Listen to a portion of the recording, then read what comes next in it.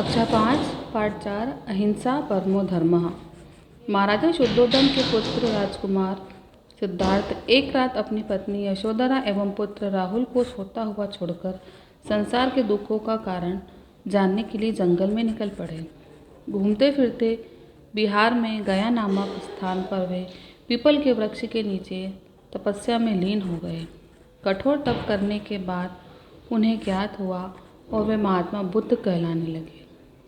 एक दिन महात्मा बुद्ध कहीं जा रहे थे। दोपहर का समय था। एक गरड़िया अपनी भेड़ बकरियों को जल्दी जल्दी हाँकता हुआ कौशाम्बी नगर की ओर तेजी से जा रहा था। उन भेड़ बकरियों के माथे पर सिंदूर लगा हुआ था।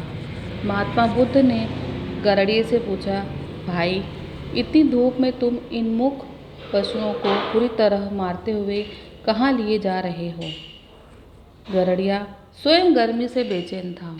वह क्रोधित स्वर में बोला, महाराज, बिंबसार का एक बड़ा यज्ञ कर रहे हैं। आज यज्ञ की पूर्ण आहुति है।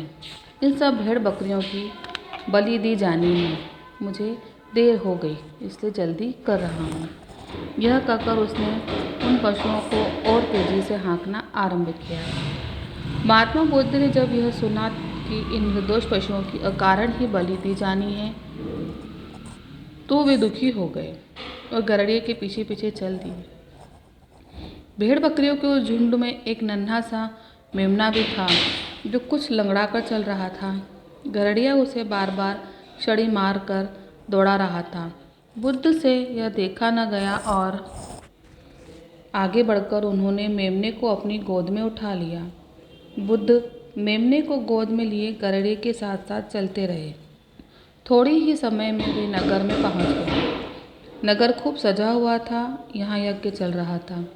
पंडित गण मंत्रों का उच्चारण कर रहे थे। यज्ञ कुंड से अग्नि की ऊंची ऊंची लपटें उठ रही थी। राजा और रानी यज्ञ वेदी के पास बैठे हुए थे। नगर के प्रतिष्ठित लोग कुछ हटकर बैठे हुए थे। गड़रिये ने एक विशेष रूप से बनाए गए बाड़े में अपनी भेड़ बकरियां घुसा दी। पूर्ण आहुति का समय आ गया। लोग भेड़ बकरियों की फूल मालाओं